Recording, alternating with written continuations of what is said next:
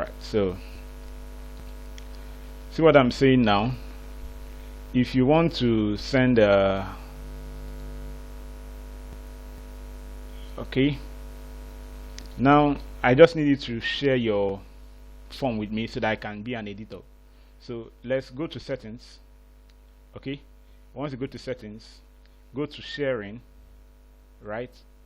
Once you go to sharing, I'll need you to add this name, copy exactly this name and no space in between as my username. Just add user, just click on add user, paste the username here. Okay, once you paste the I user, can't see your screen. sorry, I wasn't sharing. Okay, all right, sorry about that.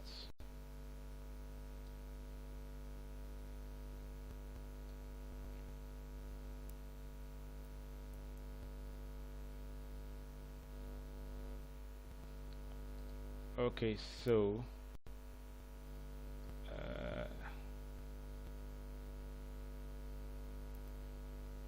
all right, so see what I was saying. Go once you're on this page, you know how to get to this page, right? From your projects, uh, click on project, click on the form you already fill in, right? Then once you're here, either on the summary page, you either click on share project. Okay, so once you click on share project, I'll need you to add a new user. Now the new user I need you to add is this name. I'll copy it into the chat box now, so you copy exactly the same thing. Sometimes only then click on add user. I think specifically I want to use God given and Anthony. That's okay. God given, Anthony, and then Ebuka. Just do the same pattern. I think these are the names I remember that had a little bit of spectacular things I needed to just show us in their own survey before we continue. Just a few minutes. All right, so just do this quickly. Add user, click on edit file, view file, paste the username here, sometimes only as I suggested, and then be able to edit. Just check all these boxes and then grant permission. Once you do that, I'll be able to see that from my own end. So that's also how to share your project. Probably you are working on a collaborative project, you can as well do that with someone so that both of you can easily enter the data and do the necessary data entry or something. So while you do that, let me just show us a little bit. Let's finish up what we were doing yesterday on the post evaluation form. Okay, so yeah, so let's go back to our project. Remember we created two projects yesterday, a post evaluation and pre-evaluation. You still remember, right? This pre-evaluation, and then we have the post evaluation. Is this the form? Okay, wait, I think I have to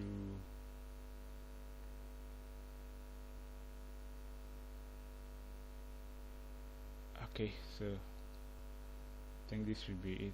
Let me, which account is logged in here?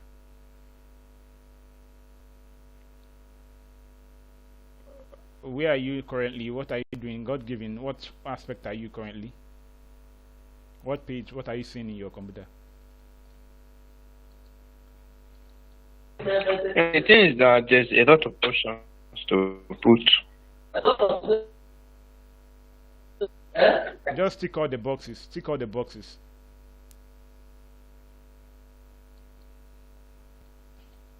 All right. So let's see.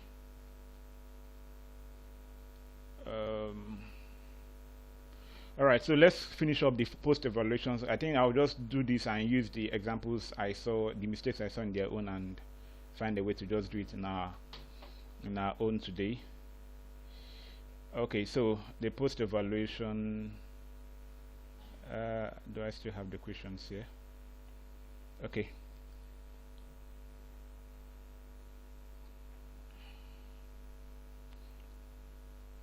All right, yeah, it's here. So let's just create a new project. I don't think we finished up that yesterday. I thought it's here, but this is the pre-evaluation, which most of us filled. right? And then we had about 20 respondents. Okay, so let's fill on that one while we wait for Anthony. If you're done, just let me know. Okay, so let's fill out. Let's delete this one. I don't think this is I'm very done, useful. sir. Anthony. Yes, sir. Okay, all right, let me check. Let's reload.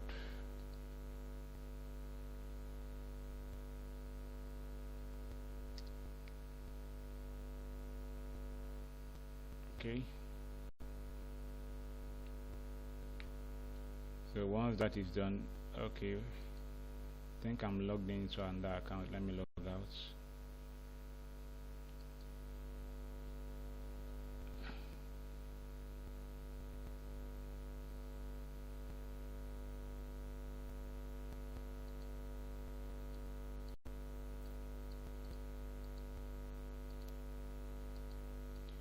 Okay,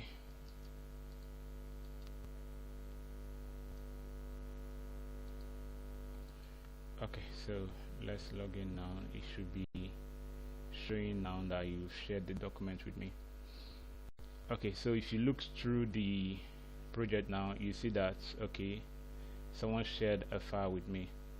Okay, so let's look at what Anthony did, and I think he did a very good job. So let's go through the edit button. Right, so he asked the question. He first of all introduced the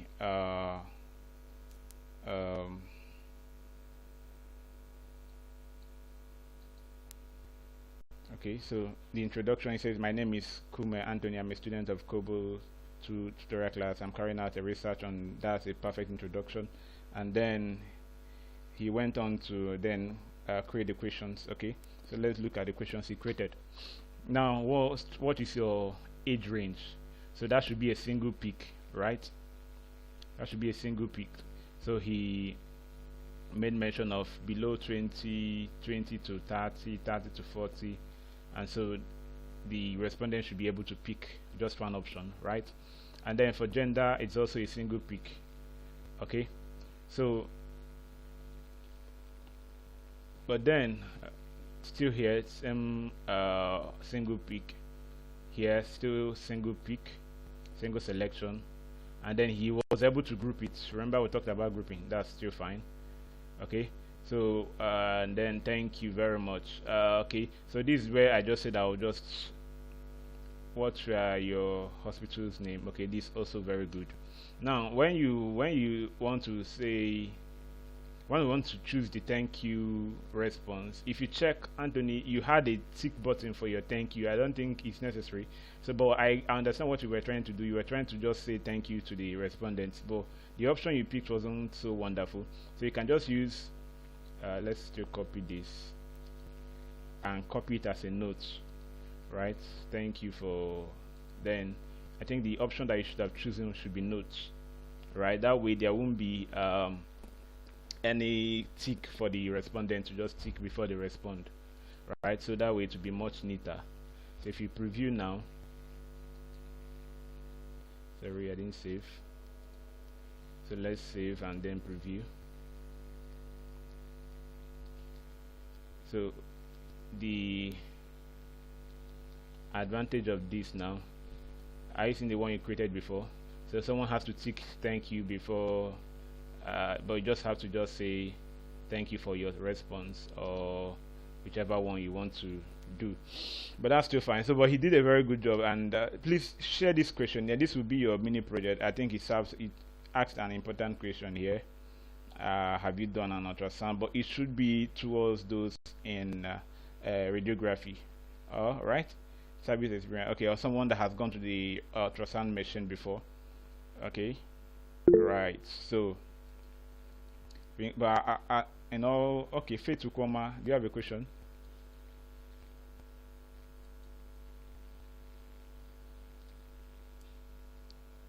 Faith, do you have a question? Go ahead.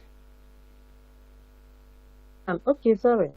My question is that When I'm like me now, I'm not following up on this questionnaire thing. I thought that you carry everybody along Yeah, I now. just wanted to. I just wanted to just review this. We are creating a new one now. We're creating a new Okay. one now. I just wanted to review his own. All right, so let's go ahead now and create our post evaluation like we suggested. Okay, so we are going back to return to lists. So let's go to our post evaluation. We started it yesterday, so let's just see how much we were able to create. We created how many questions? 2 questions. So let's just repeat it. It's not much. All right, so let's create another question, but let's just copy the introduction. Okay, so that should be easy. So let's create a new project now. So once you're on the home page, just create a new project built from scratch, and then we want to build this, call this post evaluation survey study. Yeah, if that's a question, just ask. I'm sorry, I wanted to find out if I'm just trying to get integrated into the Kobo account. Do I have to create an account? Because it's asking some questions I'm not sure how to answer. Did you follow through the first sessions? No, I haven't been following. Okay, that's the issue. You draw it back if you try and showing you now. You have to create an account here. So, but there is a video that has already recorded that. Just try to get a video. Okay. So this is the introduction. Remember, like Anthony did in his own, he rightly introduced himself, okay, and gave us a reason. Remember, all these things are one of the key points to note when you are, or rather the best practices when you're creating a survey, right? Give people a reason to fill up and to be sincere in filling their questionnaire, because they need to understand the reason why they're filling that questionnaire and how it will help you or the society, right?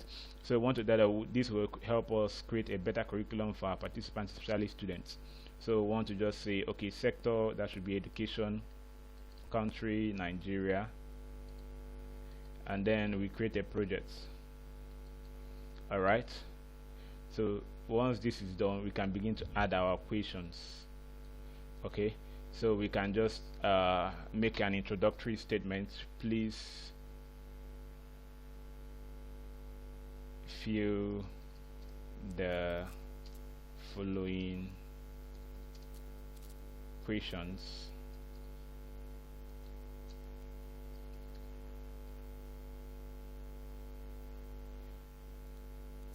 Okay, we love to hear from you. Please, we love to hear from you. Let's just write. We would love to hear, or rather, know your views. Know your views. Please fill the questions below. Alright, this is just an introductory statement to the questions. So let's click on add. Okay, so this time we're using a note. We don't want an option, right?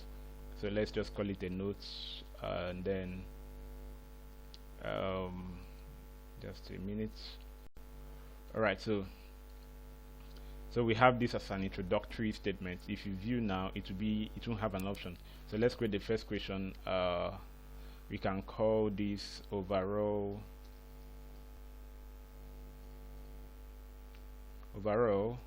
how would you rate your satisfaction with the survey design and data analytics using SPSS masterclass? Okay, how would you rate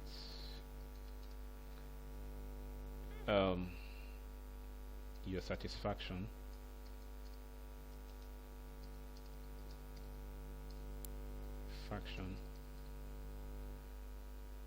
with the survey?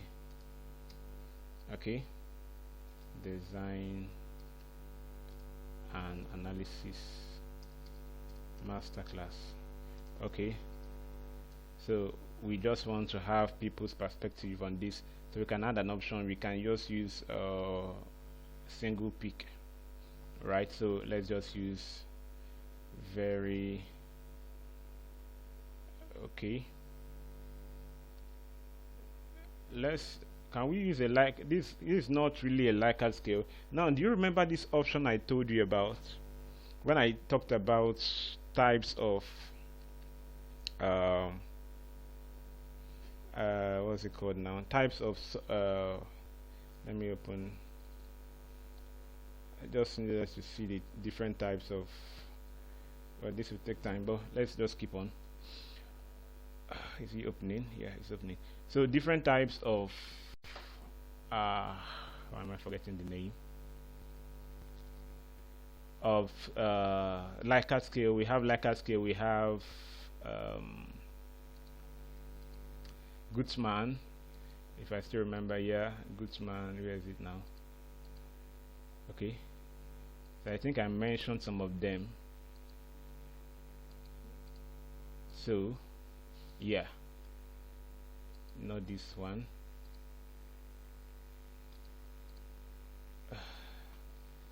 All right, so let's just continue.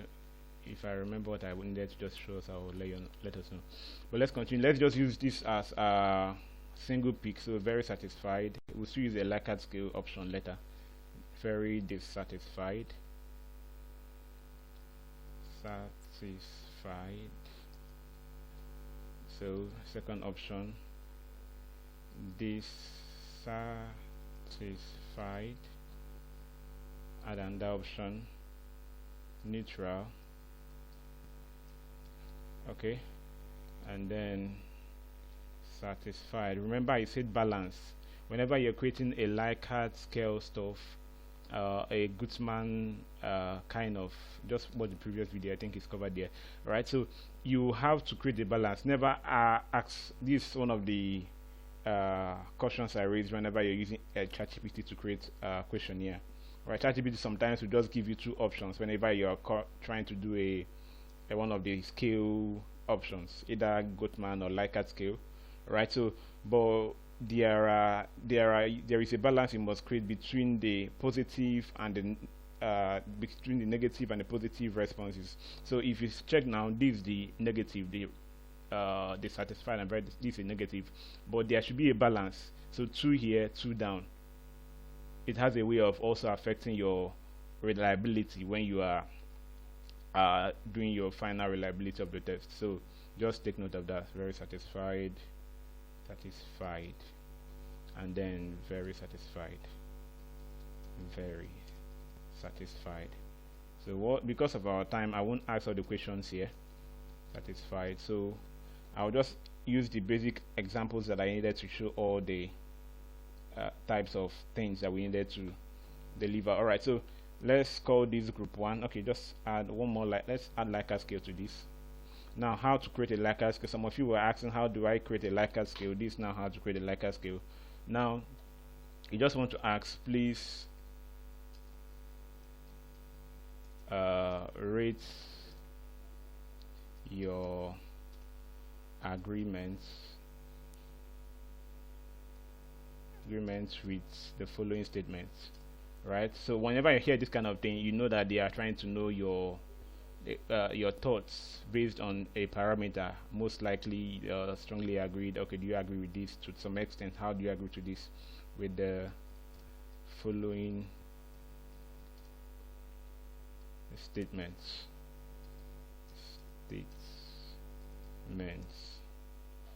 regarding the master class. Now we can just add a little hint here, but we want it to be rating. This should be a ranking. No, it should be a rating, right? So we want to rate their degree of agreement. So let's call this, we have strongly agreed. Just give them a hint. Okay, let's call this strongly agreed. Okay, so strongly agreed. So that should be the first option, and then agreed. Then we have the neutral, Then we have the disagree. Then we have the strongly disagree. Strongly disagree. Okay, so okay,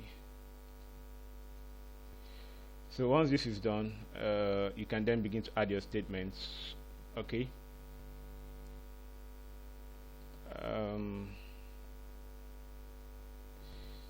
This is taking, let me just see if I can just do this quickly by opening Google Doc.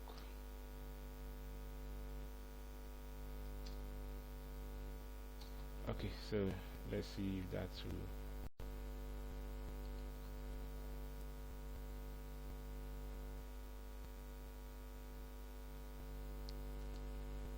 Okay, so while that is opening, yeah, let me see if I can just be copying easily. Alright, so let's continue. So this is signing in. Okay, yeah, it's coming. So let's just copy the contents, because I had to print this down into my Google form, Google Doc on questionnaire. So it's not yet open. Okay, still coming. The content on questionnaire.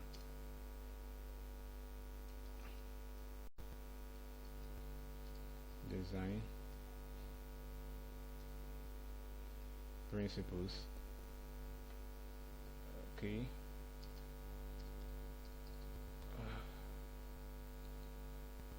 Okay, so perfect. Let's just be copying directly. Okay, so yeah, it's easier now. So this will save us time. We're already less than 30 minutes to the end of the alright, so the post evaluation. So we can hear you.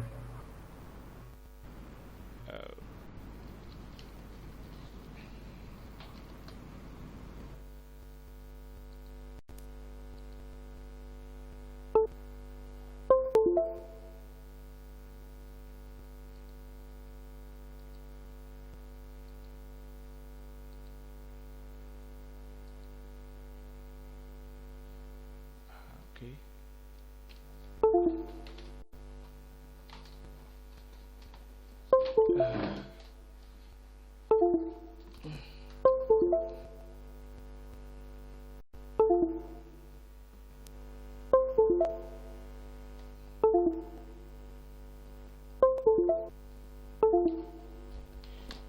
Okay, yeah, I don't know where my mic is. Sorry.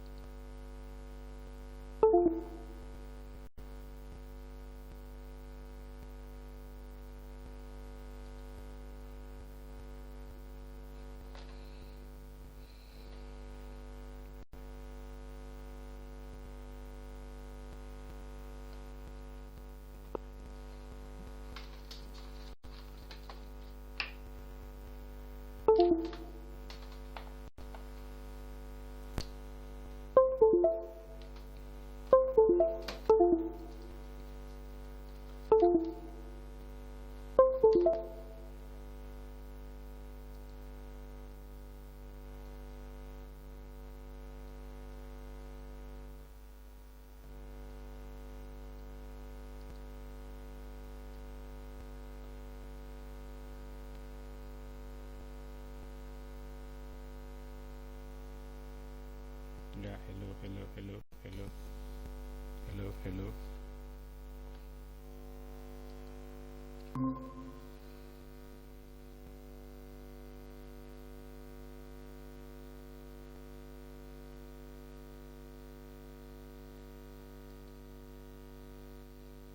Yeah, sorry, my mic went off, but I'm back now. So let's continue. So I think it's easier now than typing it. Let's just be copying the question so that it will be faster. So how satisfied are you? You've already entered this. So let's tell them on a hint that this is what they might need. Okay, so let's copy this and then paste on the hint aspect.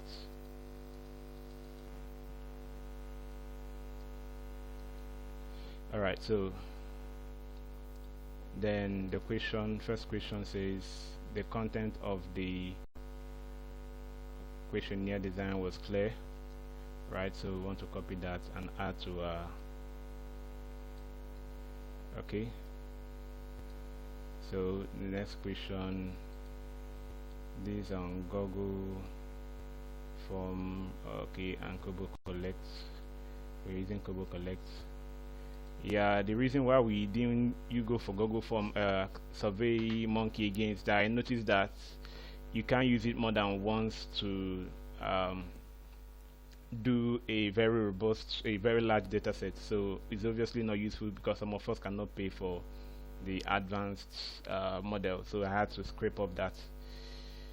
First use, you can actually use it, but subsequently you can use it to collect more than 40 data. So it's not really good. So let's just call this Kobo Collect. Google form is to Kobo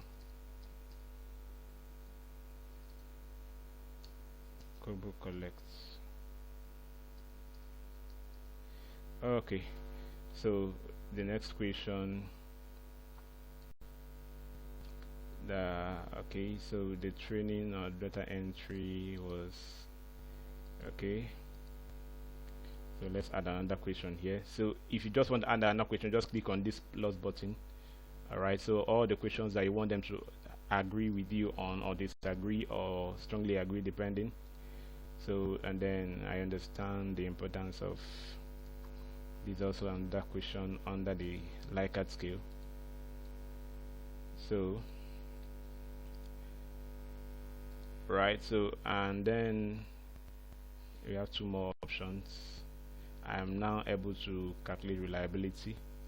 Okay, yeah, most of you will be able to calculate reliability very well now after today's class. Alright, so and then the practical exercise was helpful to understand the concepts. Okay, I also want to know that if it was really helpful. So let's just add that. Okay, so we have all our Likert scale for these particular questions. Let's see if there's another question that's very unique. But I will still fill I will still enter this form properly so that we'll fill, but because of our time I won't fill everything now. So I just need to show us more technical issues around creating of questionnaire. How will you rate? Okay, let's use another rating. This won't actually show what I want it to show. Okay, let's see. Okay, ranking.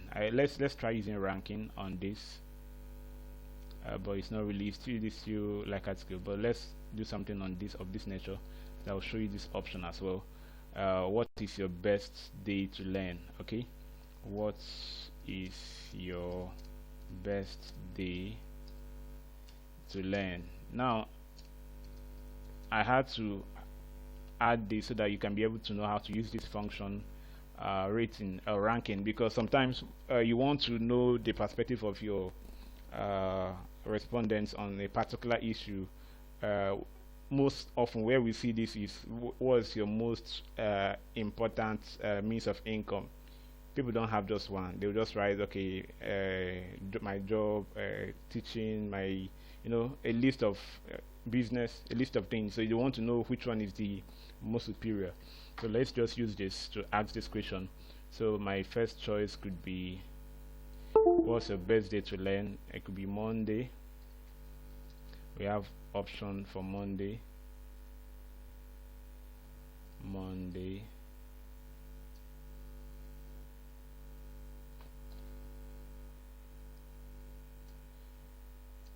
Okay, Monday. And then we have Tuesday. Then we can add one more. As you're adding, also be adding second choice, third choice, right? You can have multiple. You can have three choices for them, but you can have multiple options. You can just let them choose from these multiple options, but you only have 3 options. You also see this in JAM form for those in Nigeria. If you're filling, or rather even in graduate programs, right? You are filling a form, and they will have a list of choices for you, but they will tell you pick your first choice and your second choice. After that, you can't be able to fill any form again. You've come across that kind of question. So this is how to actually make it work. So you have a list of options, but you have just 2 choices or 3 choices, right? So let's just write completely to Friday, Wednesday, and then Thursday,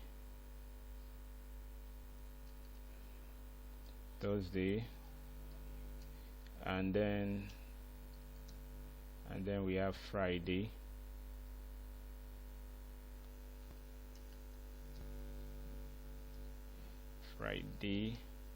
and Saturday. So we just want to know the participant's birthday, Saturday or Sunday. So how we selected Saturday and Sunday for our mentorship and training is through these surveys, right? You notice that people always have free days, can be able to work on their long-term goals on Saturdays and Sundays. So we'll pick that for our training. So this is what we can do to just check ranking. So we'll save now. Then something else I just need to point out here, we can group this into one. We can just close up this. We can group this. We can also group this. Somebody's mic is on.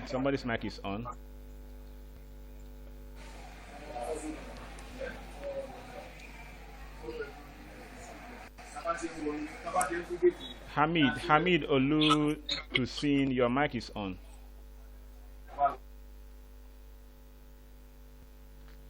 Okay, so at exactly 8 o'clock we'll try to stop and then go into SPSS. Alright, so this is basically what we have, and then let me just show us a little bit of, we can group this into one group. Maybe this could be our professional, we can call it professional questions or something. So just hold down your control key and then click. Once this 4 arrows comes out, you can just group. Just click all of them and then click on this to group. So we can just create and call this post knowledge. Okay. Alright, so let's just keep it at this. Now I just want to show us how to use a skip logic.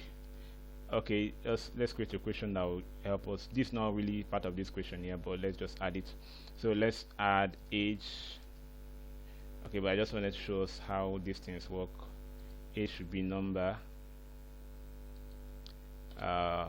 Married. Marital status.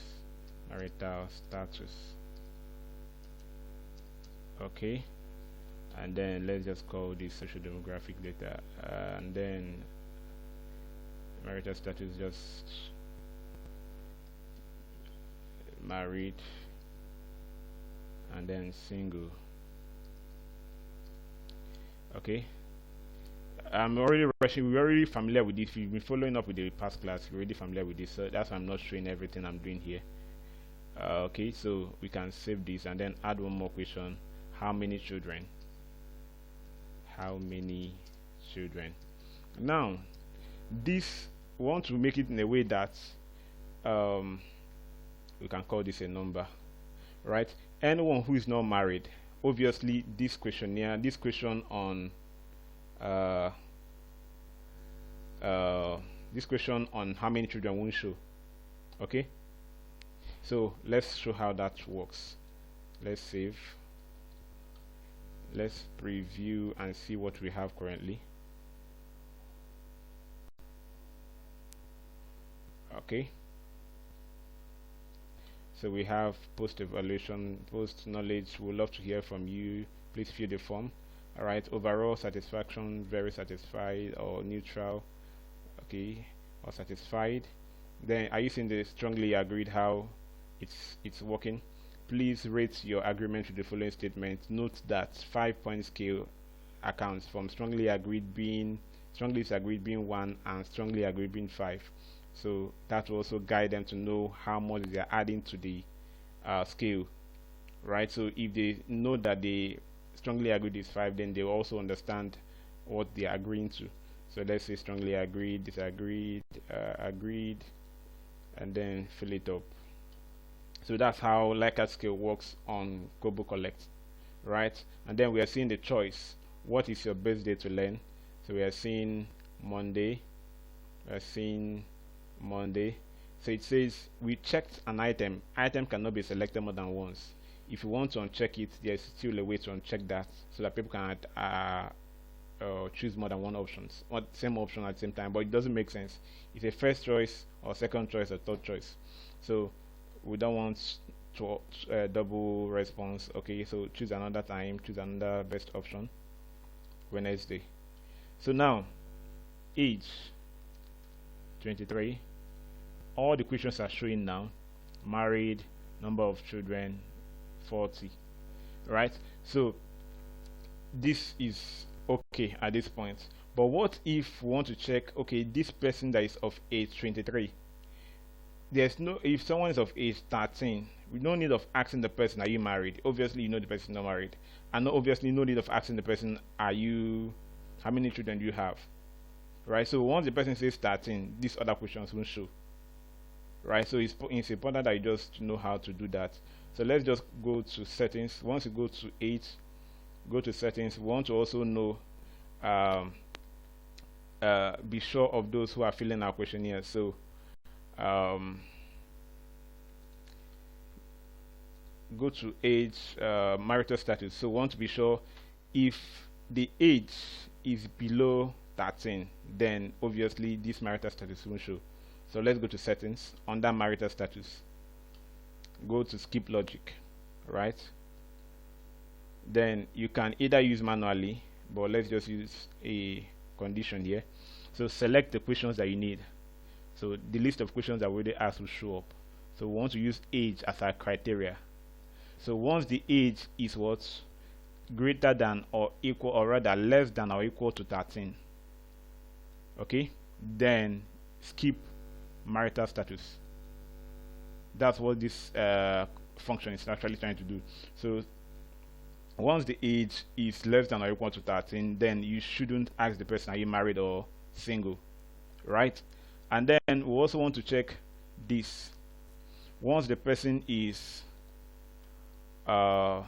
married, once the person is also married, if the person is married, then you can also ask the question, how many children do you have? Do you get? So once the person is married, when the marital status is equal to married, we want to choose married, then you can actually ask, how many children do you have? Okay, so let's try that out now and see how it works. Save. Then let's review again now.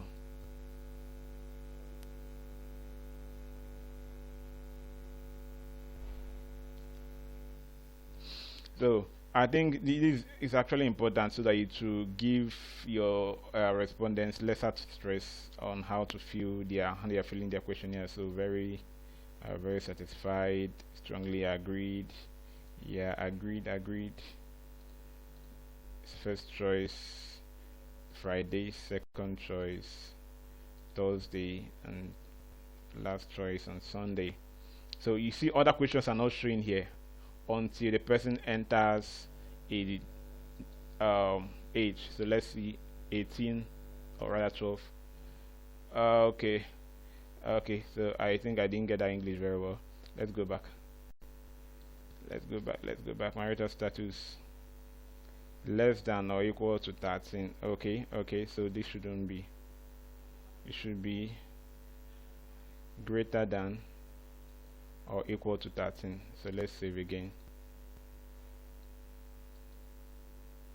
Okay, So let's go back and click on 12. Then we see the other questions will show, right? So we should have just given a response as well to them. Okay, so but if I entered something above 13, yeah, so let's enter something above 13 or 40 and then click enter. Other options will come out. So if I click single, the other option won't come out, but if I click married, the other option will come out. I'll click 34 children, right? So these are just simple logic that you can just add to your questionnaire to make it very engaging, right? The aim is just to make your questionnaire very engaging, and it will help your respondents to fill your questionnaire very excitedly. Can you ask a question, please? Sorry, sir. I was logged. My network was bad, so I didn't really see when we were doing the split question. Doing the what? I didn't see how you did that question. That when you select a particular option, another one pops out. Okay. All right. So let's just do that before it comes up. All right. So it's just to go to your logic settings. So go to the options, right? So go to the question that you want to add that logic, right? Go to marital status. You want to check, remember everything has to be penned down in your head first before you understand what you're doing. So marital status, you want to be sure that those who are married, those who are shown the option of marital status must be above 13 years. So go to under marital status, go to settings, this settings here, this option here, then click on skip logic, right? So you can just add, they'll ask you select the questions that you want to use for the logic. So I want to use age as my criteria. So once my age is greater than or equal to 13, then I will allow the question on marital status to show. But if it's less than 13, then marital status won't show, right? Same thing, you can close this down with how many children. I want to tell them, okay, only when this option of how many children you have will show is only when you indicated here that you are married. So go to settings and then skip logic and tell them, okay, I want you to show this how many children you have only when marital status is equal to married. Okay, so once you do that, you should be able to see the right response. Okay, so now we've handled everything when it comes to survey creation and using this tool. Okay, yeah, got to you. Can you Ademe, did you I hope you got the response I gave. Okay, please, can you hear me? Yeah, I got Yes, to. sir, Go I ahead. did. Thank you very much. Okay. Yeah, it's concerning that Lycan scale. When I was doing it last night, although I didn't get your own clearly. I could just arrange it straight, like vertically. But I saw that your own is horizontal. Can you just scan through it so I can just see how you did it? I know it's already done. Okay. So let's just do that briefly so that other people can also follow. Okay. So the Likert scale, just go to set it and just open this option, right? Just keep adding. So the right hand is your options, right? Then the column, the rows are your questions. The columns are your options. They strongly agreed. So if you have about 5 Likert scale options, then you can keep adding to which is 5. Our own is 5, right? Then the questions will be on the rows.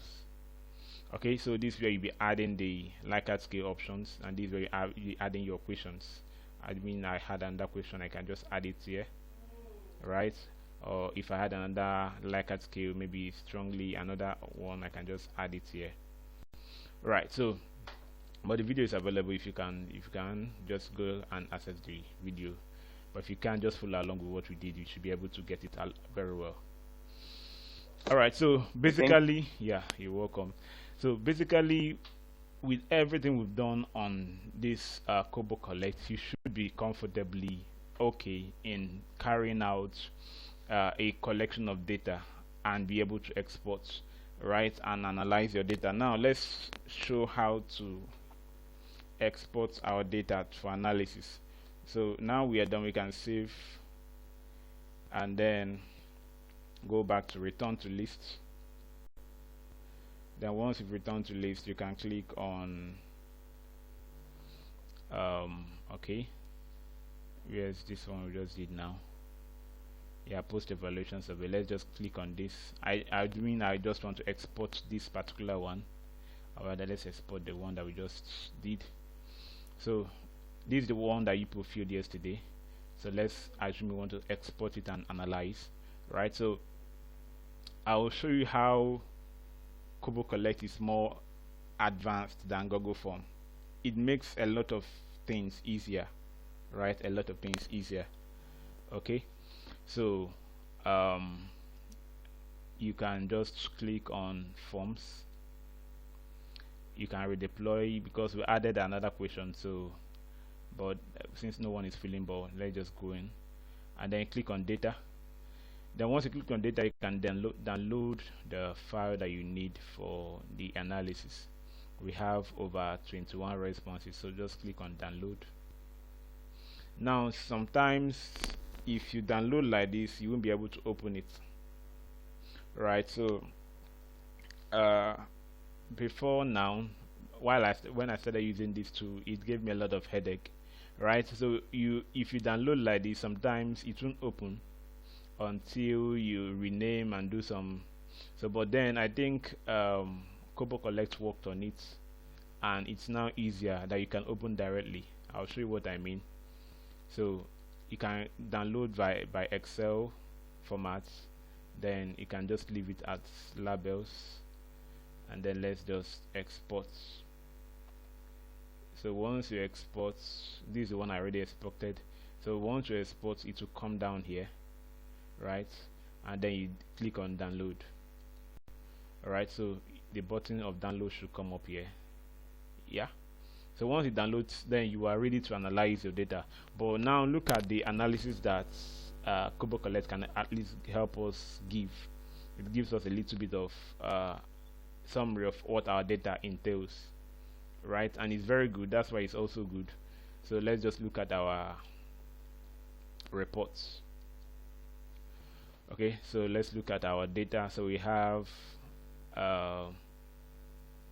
this list of emails, and then we have that Nigerians. We have about Nigerians, 19 Nigerians, which makes up of 90%, and then we have one Ghanaian. Obviously, not everybody filled. Then we have more than 45%. We are undergraduates. 10% we are postgraduates. A lesser percentage we are academics and data analysts. Okay, so you see that also in the table. It also presented the chart for us. Okay, and of course you can save this image and then copy. Okay, so you can also save this. Okay, you can also save this as well. Copy image or save as. Alright, so you also have that. Okay, 10 persons say they have limited knowledge, 7 persons say they have intermediate knowledge, and then this says they don't have any knowledge at all. Alright, so 10 says they have no experience in SPSS. Alright, so this what's okay, people say, what data analysis do you use regularly? So we have a greater percentage saying that they use Excel, lesser use SPSS, and least use Python. So this is what Kobo Collect analyzed for us. So but then these are just basic descriptive. When it comes to comparison, you can obviously expect Kobo Collect to also do that. When it comes to correlation, when it comes to reliability, you can expect Kobo Collect to do that. That's why you have to download your data and move it to SPSS to be able to analyze properly. Okay, if you're following to this point, can you just indicate? because we're about to enter another stage. Okay. All right, so let's move into SPSS, or rather Excel first. Now I told us that I would teach us how to clean our data. Let's do that first. Our advice, if you are those that want to become a very good in analysis, learn to clean your data in Excel right before moving it into SPSS. It has an advantage. I'll still show us how to do that in SPSS, but then I think it's best to do it in Excel first. So let's open our downloaded file. Just click on this. And then we have our file downloaded. Okay, so it's still opening. So once it's open, okay, yeah, so we are here now, right? So this is your data, and it's wonderfully dirty, right? This is what we call dirty data. If you see everywhere, it's just looking so rough, right? So you have to enable editing, of course. So the first step to data cleaning, the number one thing, if you can write it somewhere, the number one thing whenever it comes to data cleaning, never do anything on your data. I think this is one of the key areas we mount whenever it comes to our mentorship program, right? The number one thing to do whenever you come into a data is to, first of all, before you do any other thing, is to first of all copy your data. Make a copy of your data, right? Make a copy of your data. So first of all, just make a copy of everything. It doesn't matter whether you need them or don't need them, just make a copy first. Okay, so don't edit on this main copy. Never edit on the main copy. So let's make a copy and call this our main data. We can call this our data sets. Our data sets. Alright, so let's call it data sets. So with this now you can do all your editing, cleaning, whatever be the case. So let's do that quickly. So the first step of data cleaning is what? Make a copy, right? Once you've made a copy, the next is to now begin to clean your data, remove the unwanted, right? So if you check now, if you just move this arrow, these ones that are hidden will come out, right? So remember, once you're analyzing your data, you should have your aim of study in your mind. So based on my aim of study, do I really need a date? Do I really need an end date, a start date, right? Do I really need what was it called again? Email? Do I really need country? Do I need well, based on my objectives, do I need all this data? So of course I don't need the end date, I don't need the start date, because they don't really feature into my objectives. Remember, my objective is just to know the knowledge of my respondents. First of all, I need to know my respondents, who are their demography. So obviously I need to know because of anonymity, of course you won't add the name, right? This name is securely for you, not for the public, right? So you can't add this name to your analysis, right? Because this is confidential, right? Okay, and then the mail is also for you, so that you can easily reach them. It's not for the public, so it can't be part of your analysis, right? It should be in your copy, your main data, but in your main analysis data, you can just delete the name, delete the email, because they are not literally what you need the public to see. When you're presenting your analysis, you don't need people to see the email list of your respondents or their names, right? That's part of confidentiality. So first step is to what? Delete the unnecessary data. So let's go through the entire data set. So first of all, the first step, one, go delete, make a copy, and then second step, I needed just to mention this, is to go through your data, be acquainted to your data. So we began to look through our data. We saw that the first column is start, end, so obviously we don't need this. So we want to get acquainted with our data set. Let's be sure of what we have. So we have the options. What data analytics tool do you have? Okay, so we have all these. Yes, we need all these ones. So ID, do we need ID? We don't need ID, right? So we're just trying to identify the rows that we need, the columns that we need. Do we need this? We don't need this. This is just the raw file that Kobo Collect gave us. Submission, do we need it? No. Validation, we don't need all this. So now we've acquainted ourselves with our data sets. The next thing is to begin to delete the unwanted columns. Right? I've mentioned 3 steps now. 1, make a copy of your data. 2, get acquainted with your data set. And then 3, begin to delete the unwanted columns. Right? So let's begin to do that. Right click, delete, right click, delete.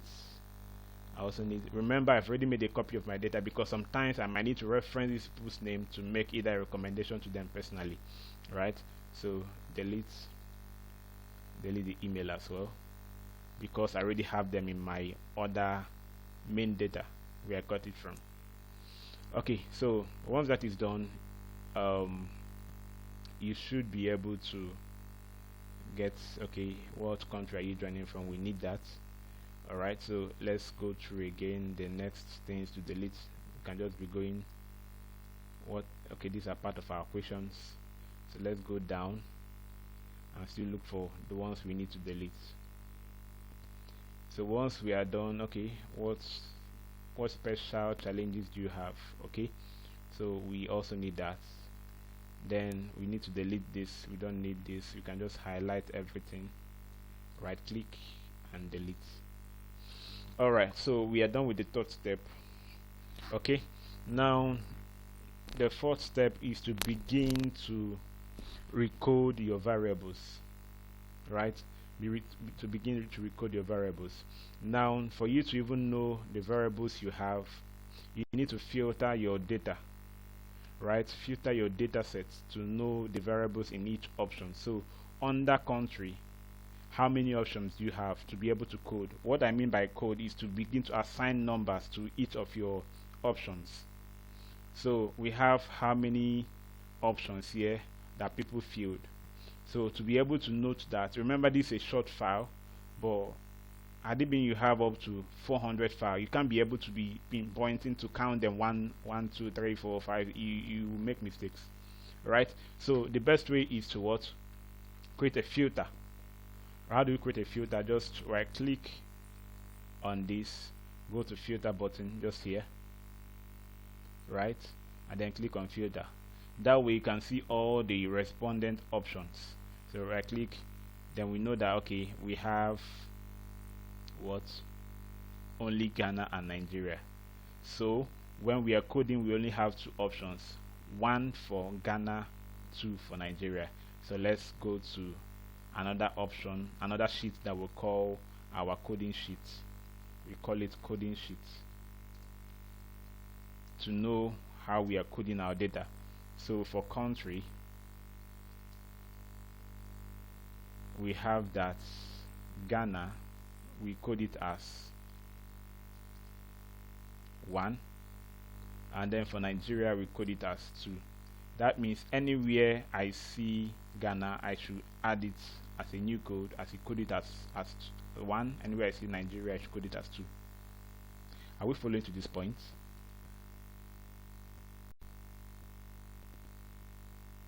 Yeah, yes. Is anyone not following? I am. Okay, so we are following. Let's continue. So we have now coded our first column, right? So the next column is we need to code our current profession. So let's just copy current profession and row, go to our column, our coding sheet, just write it there, current profession and row. So let's go back to our data set and then add filter button. Go to filter here.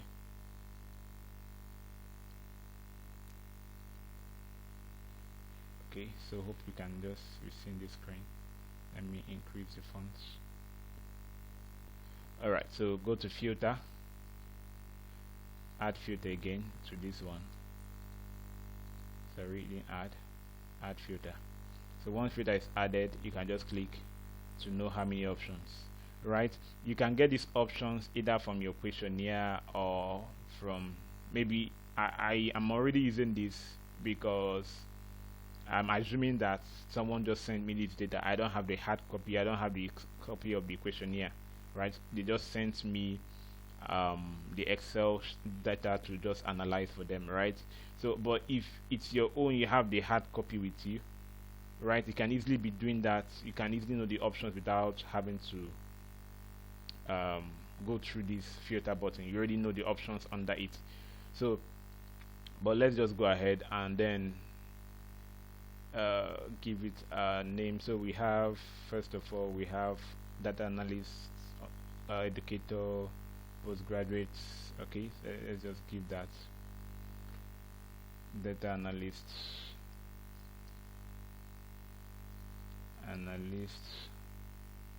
postgraduates, undergraduates. Okay, undergraduates. Okay, which other options do we have there? Researcher, educator, others. Okay, so researcher, educator, others. Researcher, educator, others. So now let's give them a code. You can just call the 1, 2, 3, 4, 5, 6. Right, so this is how you now code all your data sets. Okay, now there is a way to do this in Excel. There's also a way to do it in SPSS. Faith, do you have a question? Yes, now when I open my own Colo book, where I'll see my projects, but where do I then have to begin to key in my own questions? To key in your own questions. You mean, okay, you're still in the survey question? Yes. Okay, okay. See what you do. See what I'll suggest you do. Go back and just watch the video. I think we did a lot of that yesterday. I also did today. So the video class is already recorded. So just go back and just watch it. It will be released after this session. Okay. Okay. So just go through the video to really help. Okay. Am I free to ask a question? Sorry, I didn't get. Am I free to ask a question? And then Yeah. sorry, I didn't get. To ask your question. Yeah, go ahead. Go ahead and ask your question. All right. So later, when I'm doing it, I can ask you a question. Yeah. Okay. My DM. Yeah. Yeah. Sure. Yeah. Sure. Sure. You can always come around. All right. So let's go ahead. So once this is done, you can then begin to code. So I'll just do, because of our time, I'll do a few of them. Can we attend to every question this night? We will be. Yeah. So I'll try to just show you how to do that. So, but there is a way around it. I wanted to just show the steps.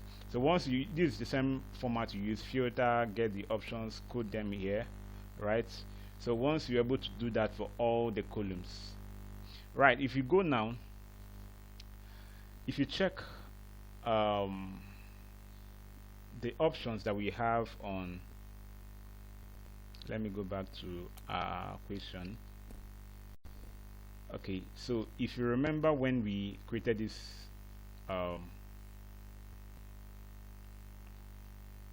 question, if you remember, we did some of them multiple response. That means some persons can be able to pick multiple options, just like this one now. How would you rate your current proficiency?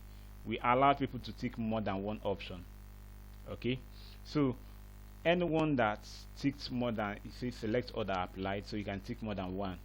Now normally when you are arranging it in a cell, every option in multiple responses, every option has its own column. If you check what we've been doing here, the options under current profession, there are the options are under the current profession, right? But when we talk about multiple responses, the options have their own separate columns. But when it comes to single options, the options are still under the question. But when you talk about multiple responses questions, when you are coding them, the options must be on separate columns. So now we have what data analysis tool do you use regularly? Now we want them to give multiple responses. Do you use Excel, Power BI, whichever one? Now the options must be in separate column. So you see now we have Microsoft Excel in separate column, SPSS in separate column, R in separate column, Python in separate column, right? Starter in separate column, all the options for multiple response. But remember, for single response, all the options are just under the questions. We have current undergraduates, postgraduates still under the same column, right? This is some of the mistakes that people make when they are entering their data. So, but you see the beauty of using Kobo Collect. Kobo Collect recognizes when you are using a multiple response. It directly separates it for you. But if you're using Google Form will just patch everything together for you. You have to be the one that will be separating by yourself. So that's the beauty of using Kobo Collect, right? So, and then once someone ticks that they use Microsoft Excel or they're familiar with Microsoft Excel, the coding for it is 1. If the person didn't choose that 2, you code it as 0. So I ticked Excel, I code it as 1. I also ticked that I'm also used to SPSS, I also code it as 1, but this one didn't choose SPSS, so they coded it as 0. So if the person agreed with that option, code it as 1. If the person did tick that option, you code it as 0. Did we get this point?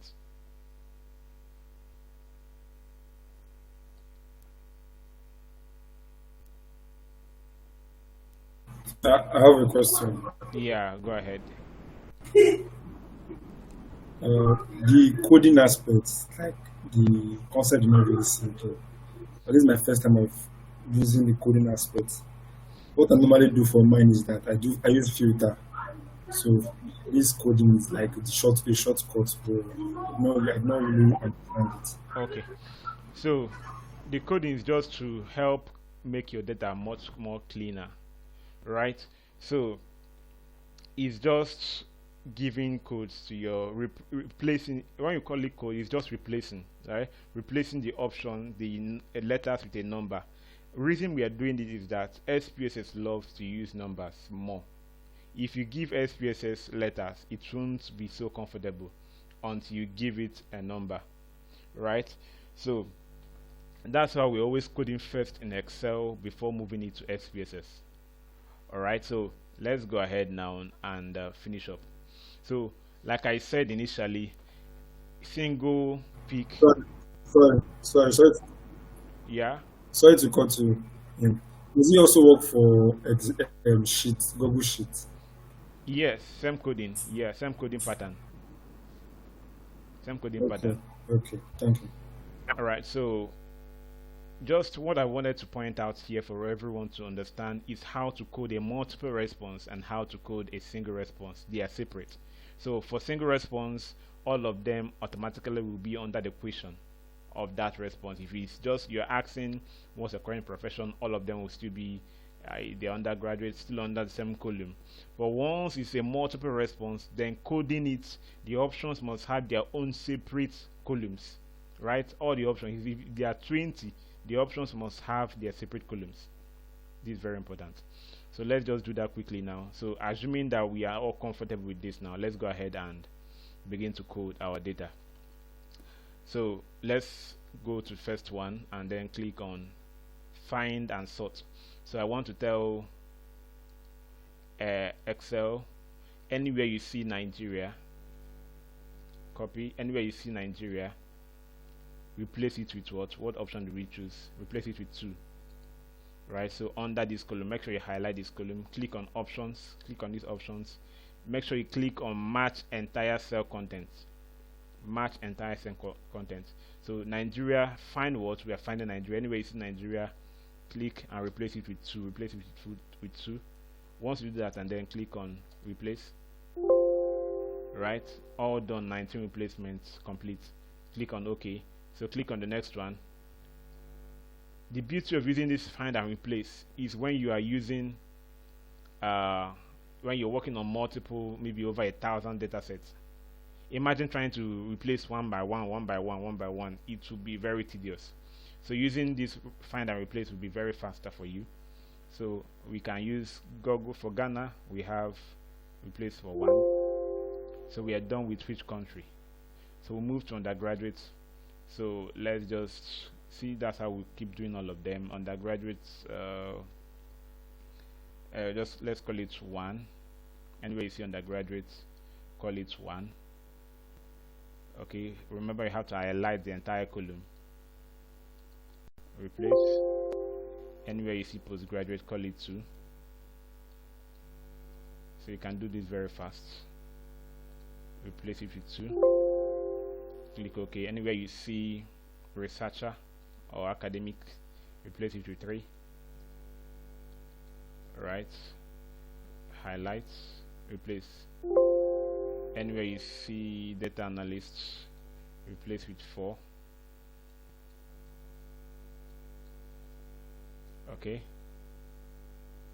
Highlight. If you don't highlight, it will look for data analyst in other columns, and probably you have another data analyst somewhere, it can replace it and you won't know, right? So be careful to always highlight. So data analyst 4, right? Medical health educator. Is there any other option here? So let's just call educator 5. Okay, replace all, and then others. Okay, we can call this 6. Replace all. Okay, so we are done with this now. Second column, let's look at the third column. How would you rate your current knowledge? So we have about 4 options here. So let's just look at it. Intermediate knowledge, you can call it 3. Okay, call it 3. Okay, I'm already using the options. If you remember, I'm using the options here. I'm just trying to show us what I'm doing here. I'm not looking through the options. Okay, so I'm using the options here. So moderate knowledge is 3. You can use the options in your questionnaire. Limited knowledge is 2. Moderate knowledge is 1. Right, so let's do that and get it done. So intermediate knowledge, we can call it 3 and then replace all. Okay, limited knowledge, we call it 2. Okay, and then replace all. Okay, then no knowledge at all, we call it 1. Replace all. Is there any other option? Okay, it's done.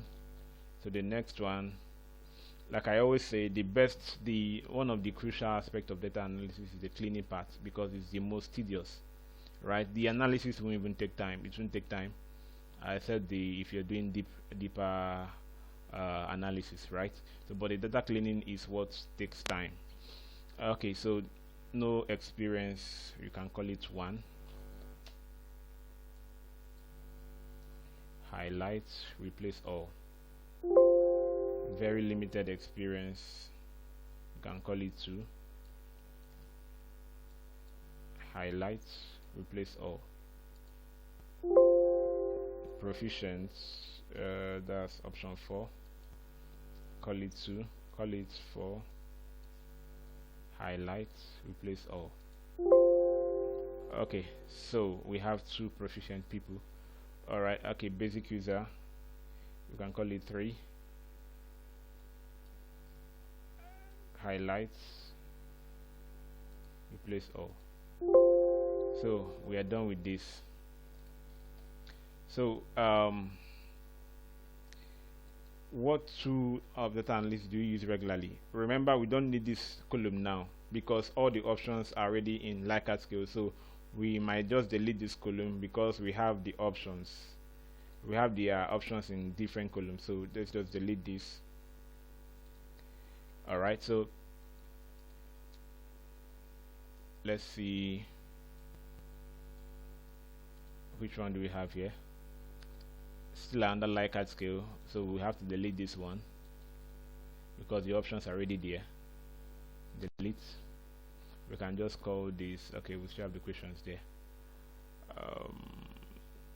Question, what is this? Question 4. Okay, let's just keep it at that. But just to indicate, I should have just Ctrl Z. Okay, let me just give a little bit of. Okay, let's just call this section 1, so we easily recognize when we are coming to it. Section 2. Section 2, just to give us a good understanding of what we're entering when we are into SPSS section 3. Okay, and then which other one? No other Likert scale, so we can go ahead and delete. Okay, so now we have all our data coded except that of the one we told them to give their opinion. Now you have to be the one that will now code these ones based on those that have a similar response. What specific challenge do you feel related to questions, or what challenge or questions related to survey design or analysis are you hoping to be addressed? We see people saying simple sampling technique. That's one option, so you can just write code simple sampling technique as one.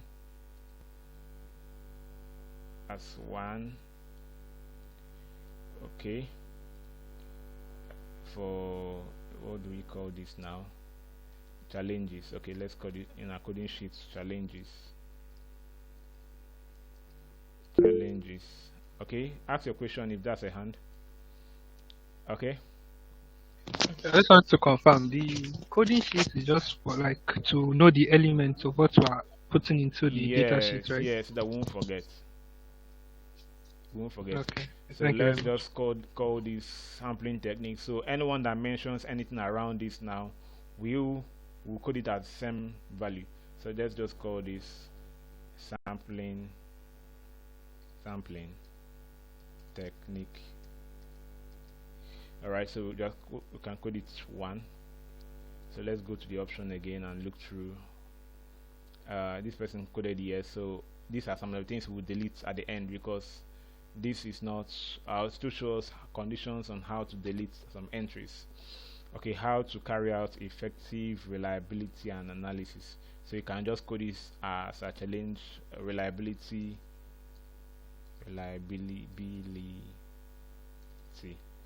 And code it as 2.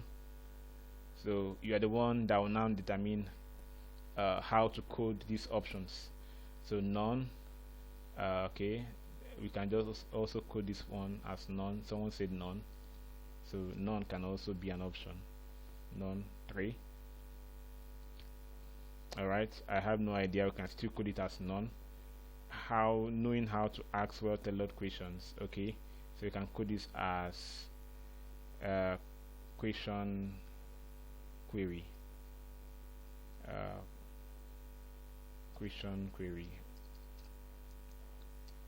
Okay, so let's just call it that. Can call it 4.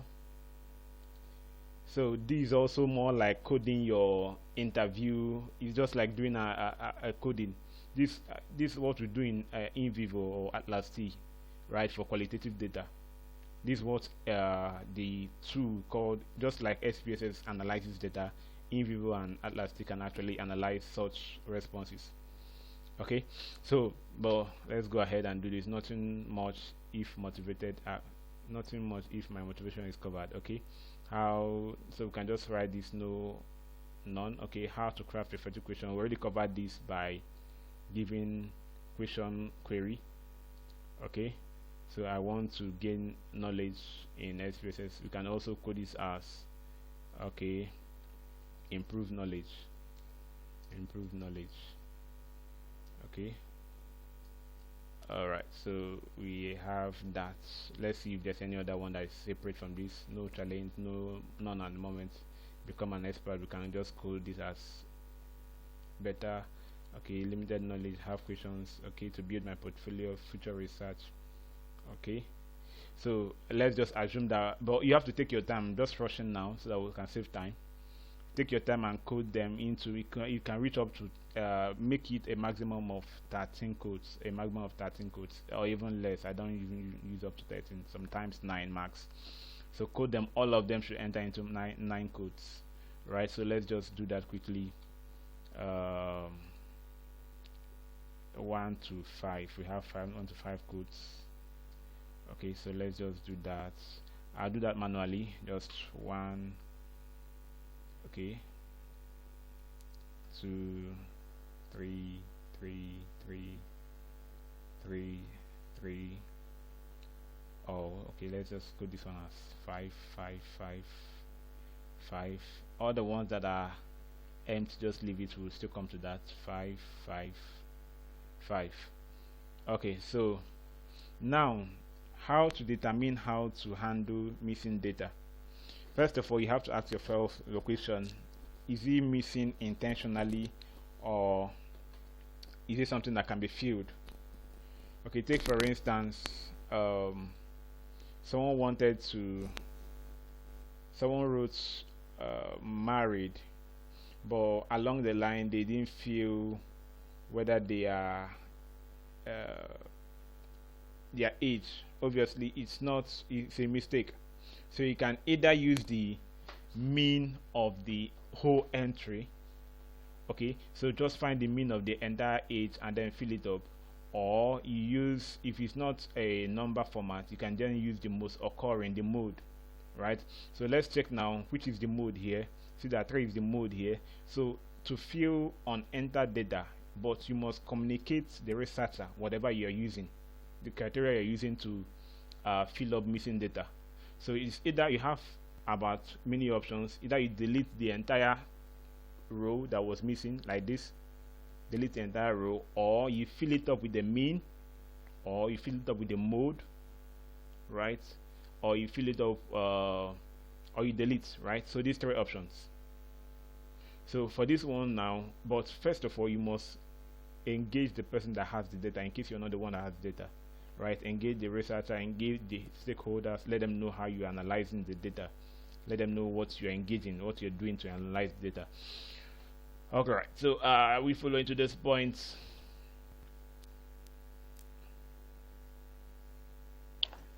Yes, sir.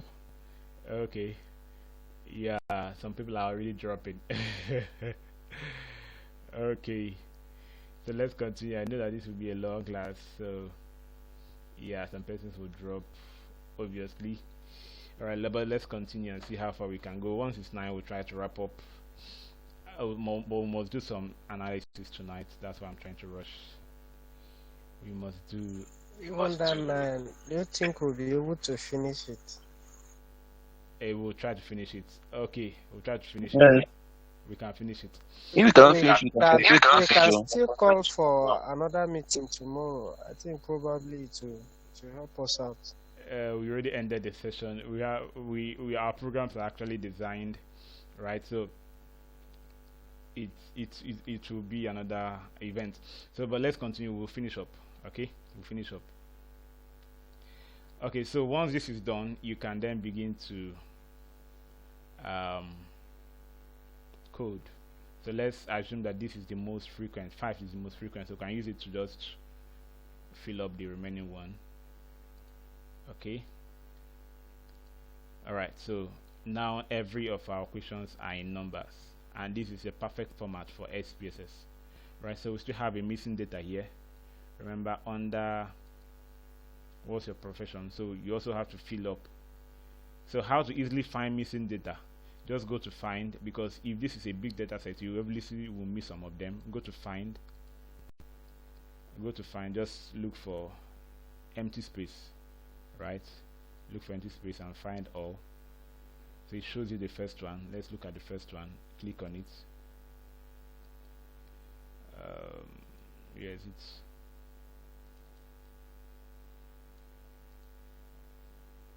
Okay, find next. Okay, no, it's giving us, let's give it a boundary not to move beyond, so let's just give it. Okay, so just search from here. So it found one. Okay, it's going the other direction. Let's see if I can. Okay, sorry, just a minute. Okay, alright, so we found one. You can find the next, just like that. So but then you can just use this function to find missing. We already have one here. You can fill it up with the most occurring, or most, if it's a mean, if it's a number that you can find the mean or the average, you can then find the mean. But if it's numerical, you can just find the mode, and you find the mode and fill it up. But always communicate this unethical without the communication of the researcher involved, right, and the stakeholders. So you must tell them what you did in your data cleaning process. Alright, so once we're done, we can save and then click on SPSS to open. Right, so IBM. Okay, IBM. So once this is done, we are now good for our analysis proper, right, in SPSS. So you can actually move this, right, this one to SPSS, and SPSS will code it for you, right, but it's also a long process. Okay, it's also a long process that also involves this cleaning and cleaning, but it's always best to do everything in SPSS so that it will be in number format like this. Once this is done, you can be able to do other minor analysis that will be required of you. Okay, so this, okay, we are done. Then some of the best practices I just said I will mention here is just whenever you are cleaning and preparing your data for analysis, right, there's something we call recoding in SPSS. Okay, recoding means that you want to present everything you did here to SPSS, to tell SPSS, okay, what is the meaning of these numbers, because you're just giving SPSS these numbers. He doesn't understand, okay, what is the value of, what do you mean by 0, what do you mean by 1, what do you mean by 2, right? So you have to do what we call recoding when you enter into SPSS, right? Some persons always want to do all this that I did now in SPSS. It has its own advantage, it has also the disadvantage, but I'll show us all this in just a few seconds. Right, so this should just open up. Okay, so once it opens up, we can begin to, okay, let's just begin to do some minor things underground. So I just needed to push some of the data that we coded while we wait for this to close. Let's just arrange some of the things that we'll be needing. Okay, so why is it delaying? Alright, so how many of us have SPSS version? Which version are we using? How many of us have SPSS at all?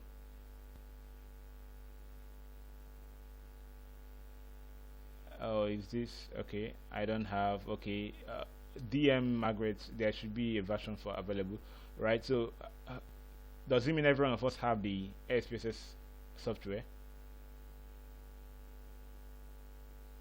Okay, so I guess that everyone. I don't have. Okay, so if you don't have, please, I suggest that you get the soft copy. You get, sorry, the app from our people. Okay, it's really helpful. I think it comes with the pack of this video, so you're getting the video, you're getting the SPSS version 27.0. I think it's necessary that you get it. It also helps you to work on your practicing. Why is this thing delaying now? Okay, so most of us don't have. Please try to get the recording, and get the recording comes with the application. Okay, with the SPSS format version 27.0. Okay, good. Yeah, yeah, this is actually very good. Though I'm using the 27 point the paid version 27.0, right? So but it has more features. That's why I love 27.0 29.0, sorry. But 27.0 is also very good, and it's very better, much better than 20 and 25. All right, so let's go ahead. Why is this thing delaying now? Okay, yeah, I think it's coming up. Okay, so let's close this and know if it's okay. Just trying to edit some videos.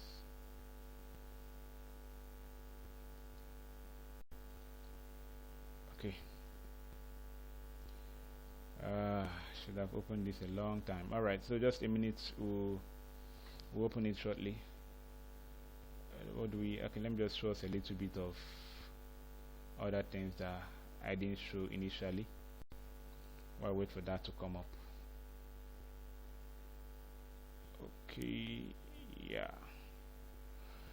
All right, so the basic thing that we'll be doing in SPSS now is just this thing that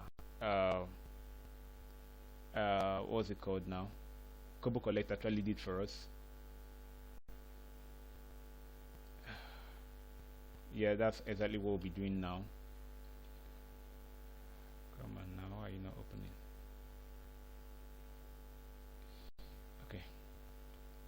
So let's just view what's if we get exactly the same thing with what Kobo Collect will give us. So okay, yeah, something just appeared to my mind now. On this form, I don't know if I showed us, but it's very possible. Okay, let me just do that quickly. It's very possible to do some other minor editing on your form. Okay, I think SPSS is on. Yeah, finally. Okay. Alright, so let's import. Alright, so first up, this is the interface of SPSS. Alright, so you just have to know the basic functionalities. So this is the data view, this is the variable view. Right, the data view is where you enter your data manually. Right, so all those data we are entering here, we can actually copy them like this,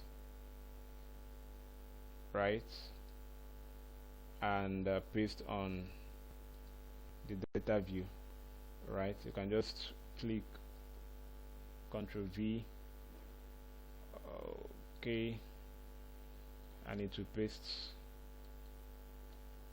Coming up.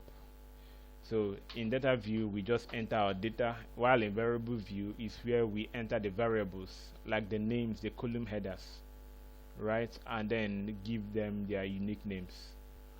Okay, so that's what we do in variable view.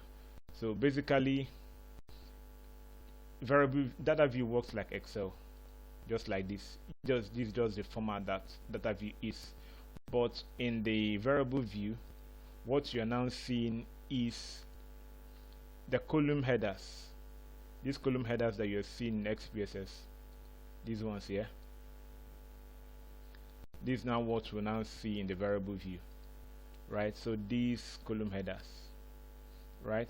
So want to now, these are the codes, right? But we don't want to manually enter this. I just copied and pasted this manually.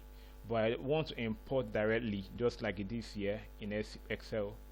So you can either copy manually and paste, which is very stressful, or you can import easily. So let's import. Right, import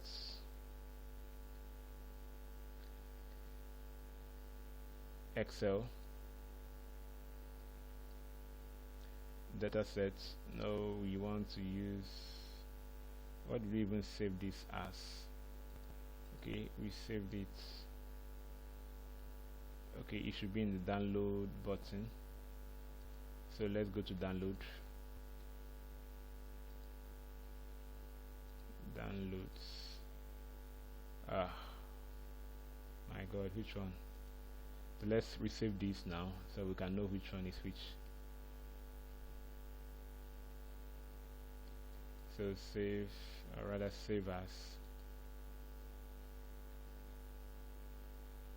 Let's save it into our desktop.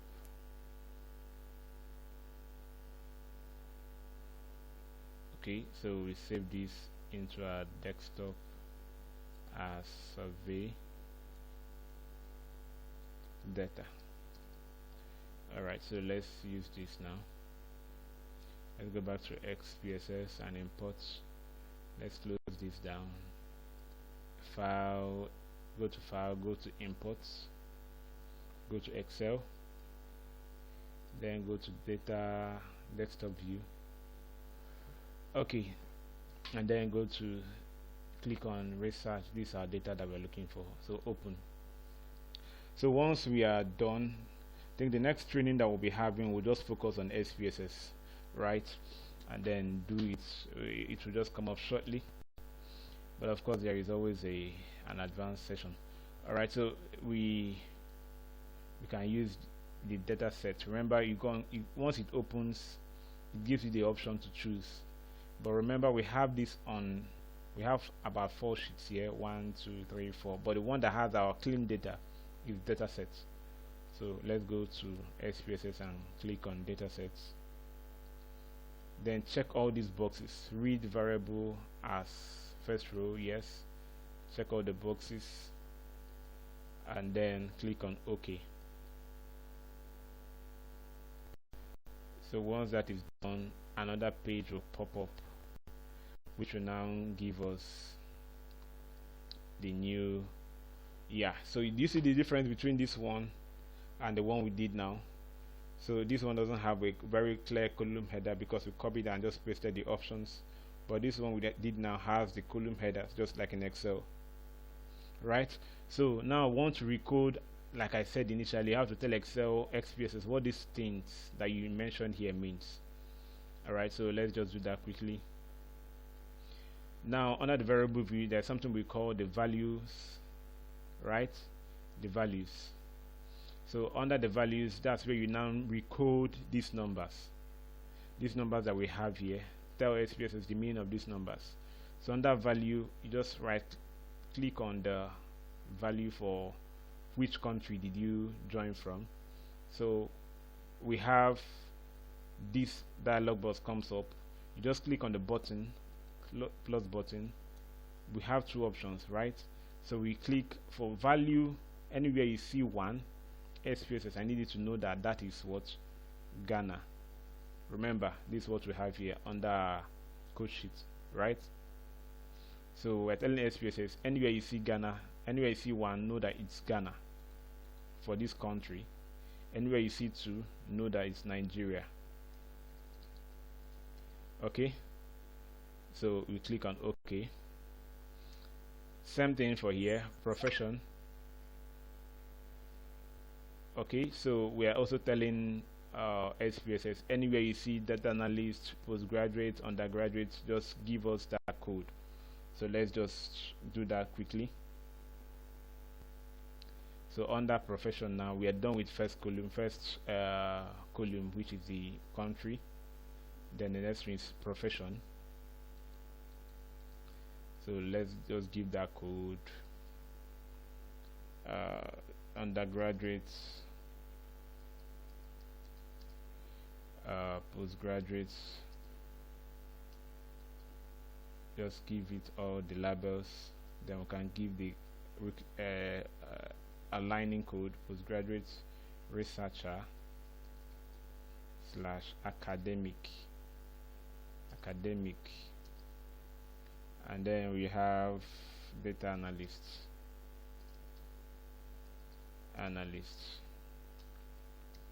and then we have educator, and then we have others. So let's remember what we did here. We did others for 6, educator 5, researcher 4. Others 6, educator 5. Okay, other 6, educator 5, data analyst 1, postgraduate 3, undergraduate 2, academic 4. Alright, so let's check. Now this 2 is what we okay, let's do that of let's just skip these 2 and do that of which data analysis tool do you use regularly, right? So want to now check. Remember, we told SPSS those that checked anyone call it 1. Remember this code that we use here. We told SPSS, we told Excel here that those who said that they use Excel, just mark it as 1. Those who don't use, mark it as 0. So for each of those separate options, if they ticked it, we mark it as 1. If they didn't tick it, we mark it as 0. If they didn't tick it, we mark it as 0. So let's go back again and then tell SPSS if these people selected 1, call it selected, right? But if they choose, if the option is 0, call it not selected.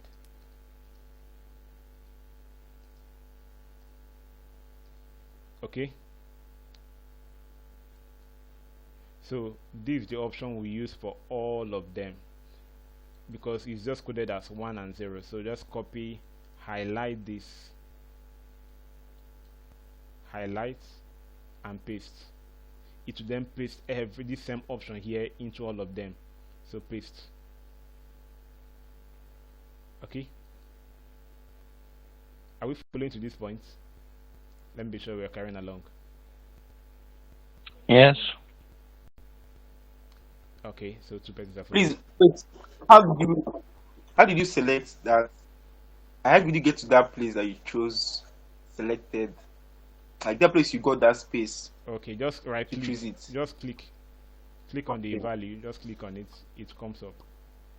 Right. So once you're done with that, then also right click on the. We also want to use the same option. What is your primary motivation? Okay, want to use same option for this since it's a multiple response as well. So just right click and also paste. Right. So then we have those 2 options remaining. How do you rate your current knowledge? Okay, what options do we give that? No knowledge at all. Okay, let's just give it quickly. About 5 options. No knowledge.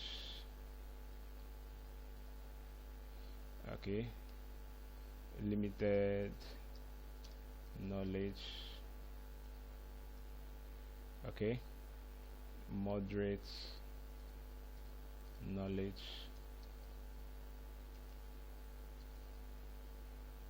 Okay, good knowledge. Okay, and then experts. Alright, so let's call this 5, 4, 3, 2, 1.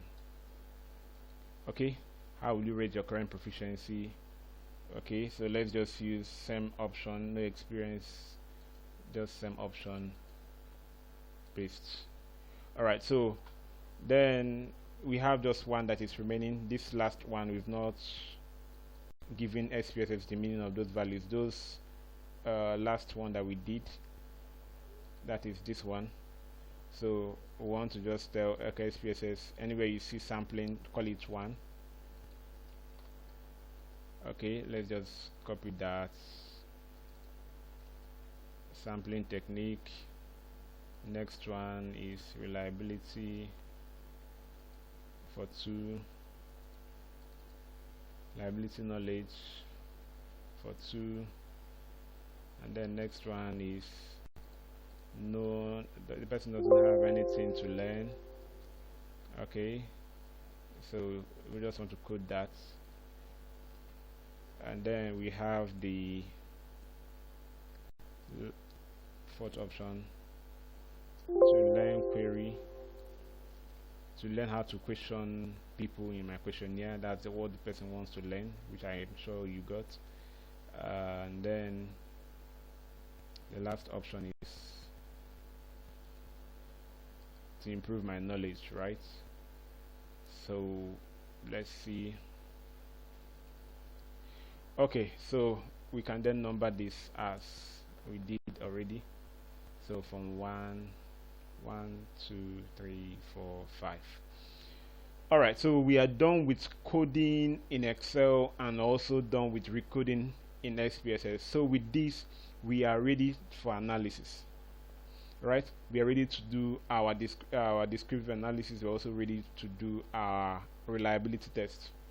So now we have every options laid down. So to do your base, first of all, you have to check your reliability of your questionnaires. So that's the first step before you do your analysis. So let's check the reliability. So go to analyze, go to scale, go to reliability. Alright, so you want to move into each section the ones that have similar options, right? The ones that have similar options, right? If you check these ones, especially ones that have similar sections. So let's move every of the section 2 because they have similar options. Normally, is how you move or test your reliability is to move them section by section. It's not right to move every of your questions once, though some people do that. It's not really wonderful. So you have to test your reliability section by section to be sure that they are actually very good. The questions are very reliable. Reliability means that it's able that the respondents are giving reproducible results for each of the options, right? So that's just to what it means by reliability, that the results can be reproduced again and again if tested again and again, that it can be still given, it can still be given the same result each time. Okay, that's just what reliability means. Okay, so for validity means trying to make sure that what the initial questionnaire, now validity is not done with SPSS, it's done either face to face with a professional or with your supervisor. That's why they call it construct face to validity or face to face validity. It's just simply trying to make sure that the construct I mean the content of your topic is actually being found in the questionnaire, right? So to make sure that the questions you're answering are actually answering your research question. That's just what we mean by validity, right? Then reliability is the reproducibility of your data, right, at every instance. Okay, did we get that definition? Because it's important that we get that definition. Come again, sir. Alright, validity means being able to that your questionnaire answered the question that it said it was going to answer. If you're saying you're working on students, then your questionnaire should actually capture students' performance, paraventure, right? If you're saying we're analyzing respondents' knowledge, then the questions there should also contain questions around knowledge level, right? So it's just a mental validation to make sure that your construct, the keywords in your research topics, we are also featured in your questionnaire, right? That's just what we call validation, right? It can be either construct validation or face-to-face validation. There are many types, right? Well, most commonly that you use in undergraduate formats is your construct validation or face-to-face validation with your supervisor, where you take it to them and they just look through your questionnaire and be sure that these things answer your questions. Therefore, reliability, they always tell you, okay, go and meet an analyst and analyze your reliability. But after this call, 15 of you and those who watch the video later should be able to do your reliability by yourself. Alright, so once we move that, let's move all the sections into the item box. Now, remember I said analyze, go to scale, go to reliability. Now move all the sections, section 2 and section 3, into the item box because they have similar options. So once you do that, click on statistics, click on items, click on scales, right, and then click on item if delete, scale if deleted, just these three, then click on continue, then click on OK. You might just want to label this as scale. Exactly. Can you come again? Reliability, I'm calling reliability. Okay, so I just moved the section 2 and section 3, the ones that had similar options, the ones that had either selected or not selected, right? The ones that had multiple response, that's the one I moved first. So let's just click on OK.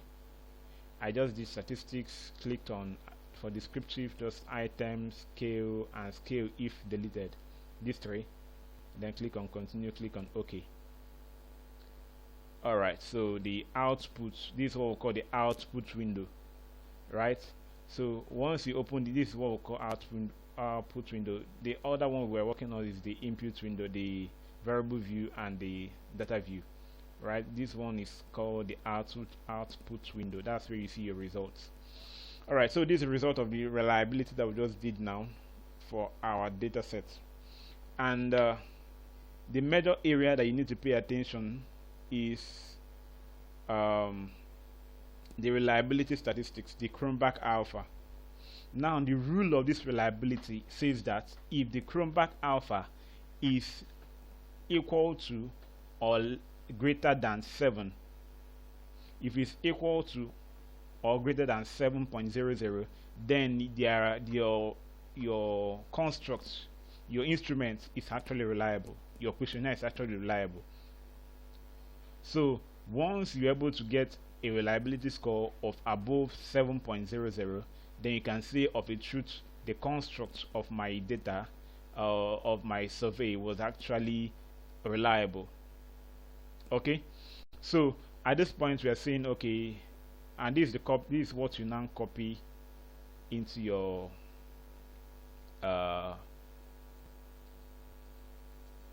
what is it called,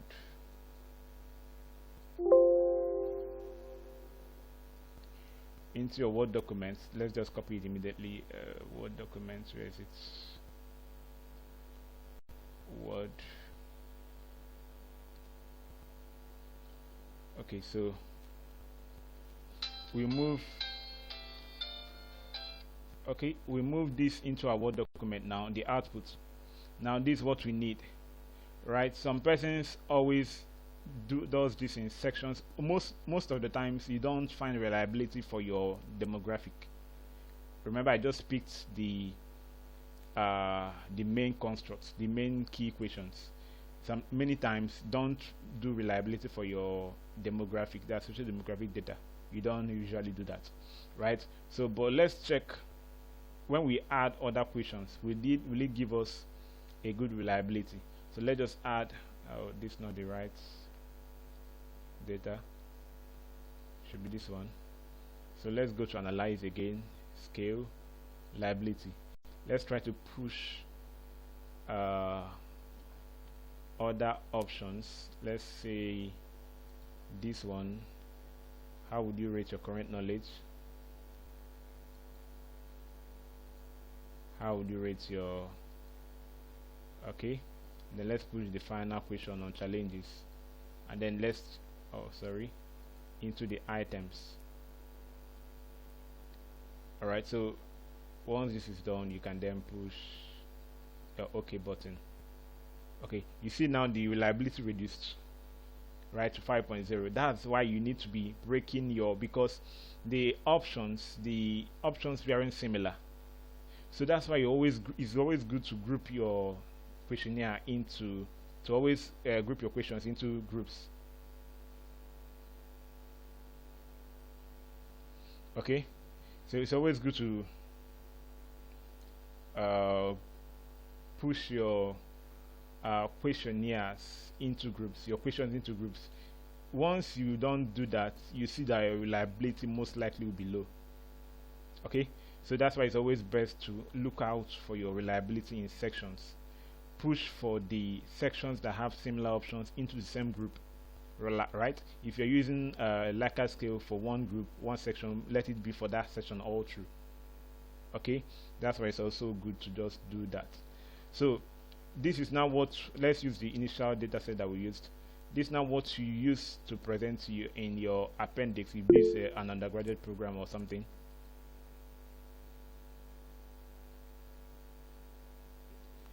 Is that okay? Chukwuebuka, do you have a question?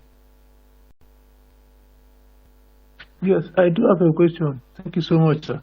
I was following up using my own questionnaire that I sent and the results that I got from it.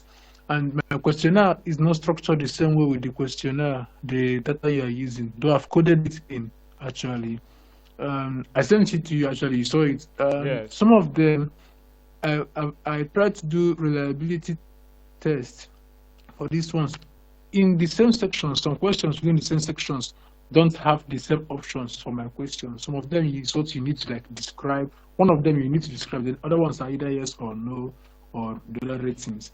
So I don't know if it would also, if this reliability that we did now, would it still apply to my own? Because from what you said now, that questions that have similar options should be pushed as a section.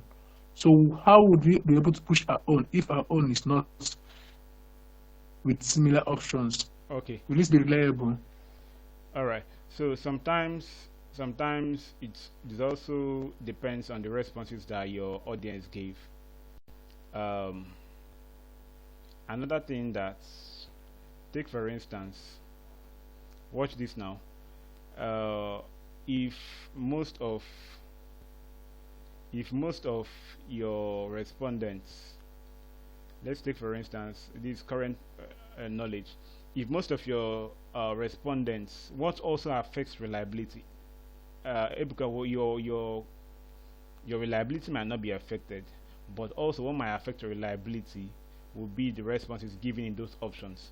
Take for instance, if this current knowledge now, these people, the difference between,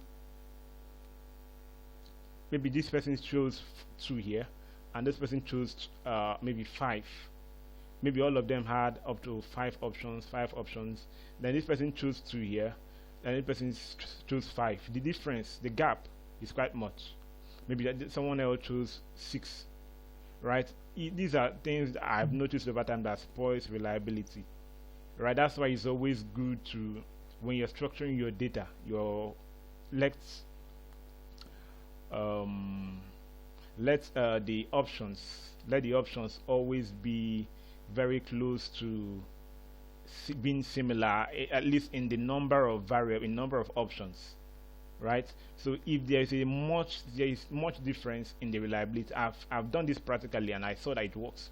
If you had an option here that is 5 and you have another option similar here that is maybe 1, someone else here an option that is far more below, once SPSS detects that there is an inconsistency in the response of your respondents, it counts that as a non-reliable data, because there has to be at least a consistency, like seen 2, 2, 2, 1, 1, 1. Yeah, the difference is not much, but once there's a difference, maybe 6, and then someone choose 1, someone choose 0, right? There is no consistency, right?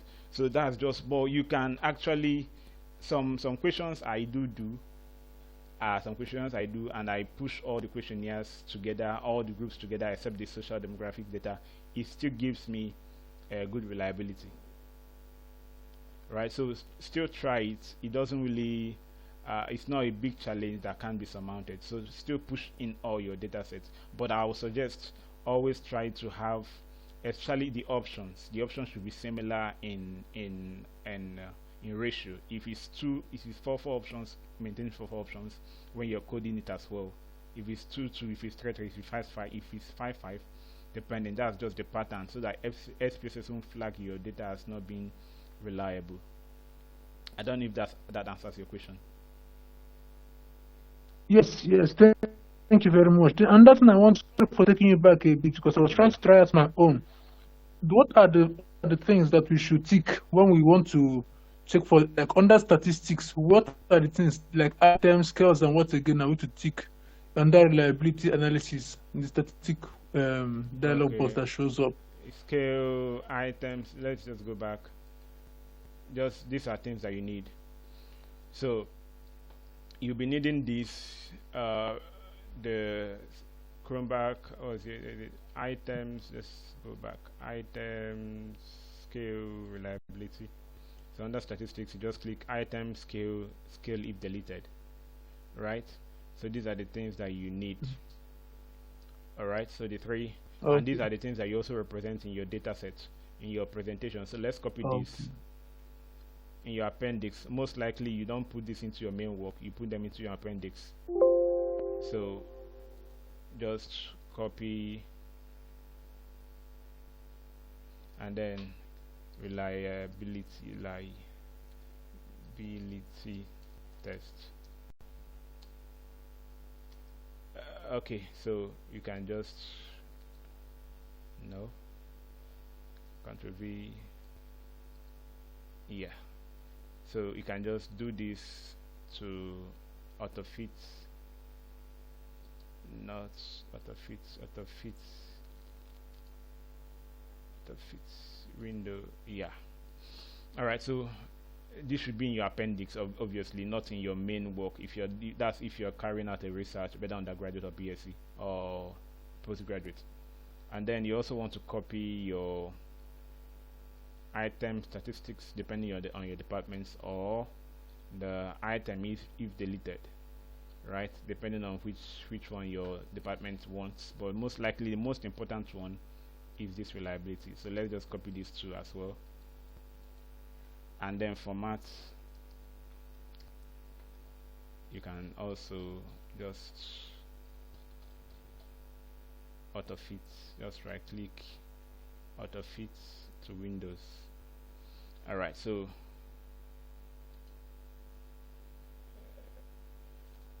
all right, ouch, did I delete that? Sorry, let's paste again. Okay, then let's autofit. Okay, so once this is done, this is the formats of which you use in testing your reliability. So once this is done, you are done with your reliability testing. You can then submit this into your appendix, right? And then make the interpretation based on our study. You can just make a statement, data, the key, make a statement around your topic, the construct of our study, the instrument of our study showed a great reliability with a score of 7.40, right, which is within range. Right, so once you're done with that, you're done with your reliability. So let's do a basic descriptive, which is also what I expect those that will be wanting the certificates to also present in their results. So want to just show basic descriptives of this data. So go to analyze, go to descriptive, go to frequency. So want to know, okay, how many people actually did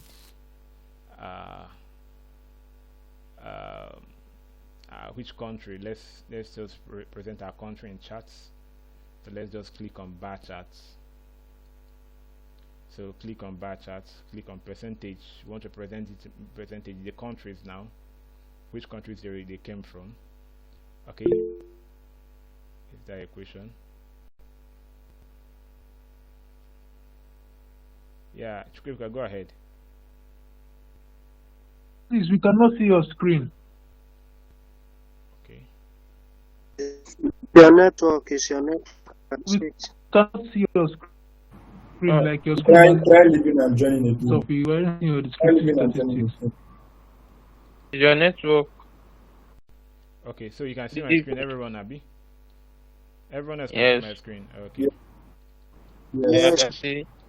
Okay. Okay. Alright, so let's continue. Alright, so let's do some basic descriptors. Okay,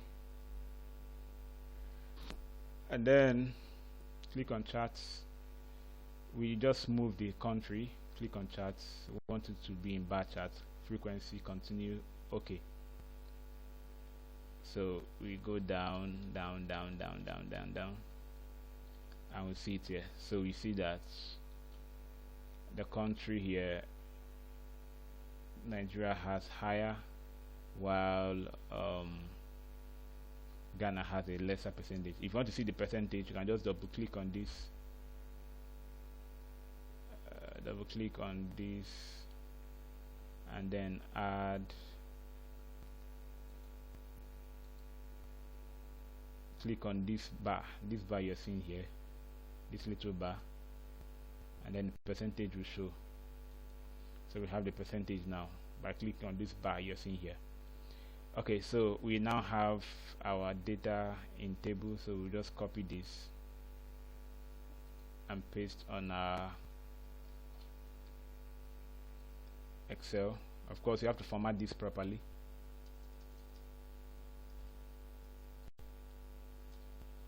There's a way to format all this thing properly. This is not how to present, right? So, but let's just go ahead.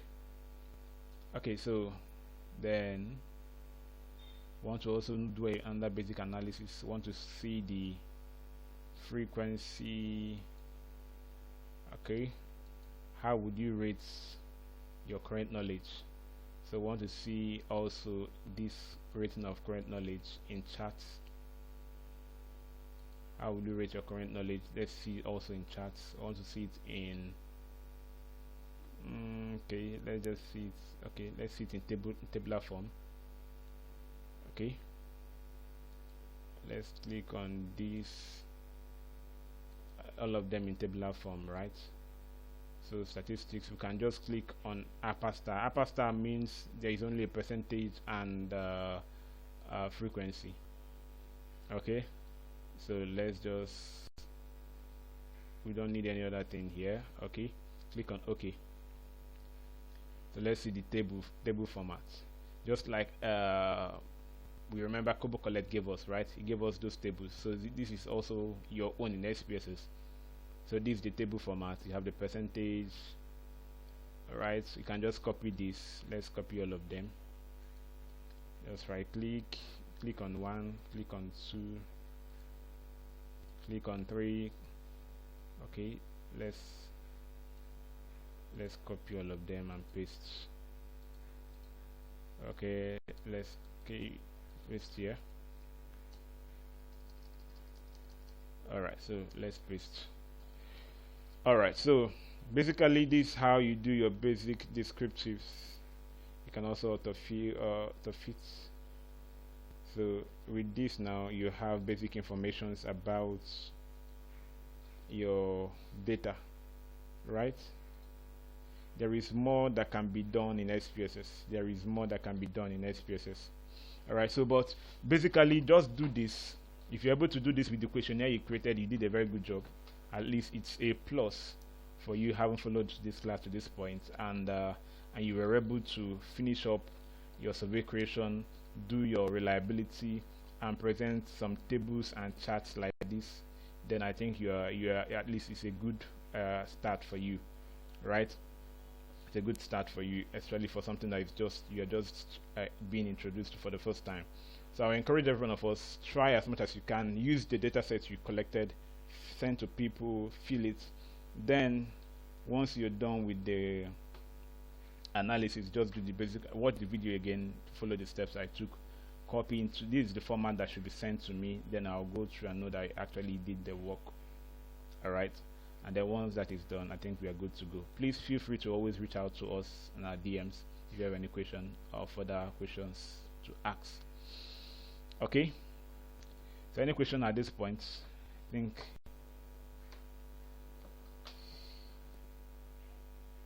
so. Yes, I want to ask a question. Yeah, go ahead. My question is, when we were should copy our data so that before we edit or clean those data. So when we copy it, where we to paste it? When you copy what? Say again. I didn't hear you. Sorry. Say again. I didn't hear you. I didn't hear you. I didn't hear you. Say again. Okay. When we started the data cleaning, we said we should copy our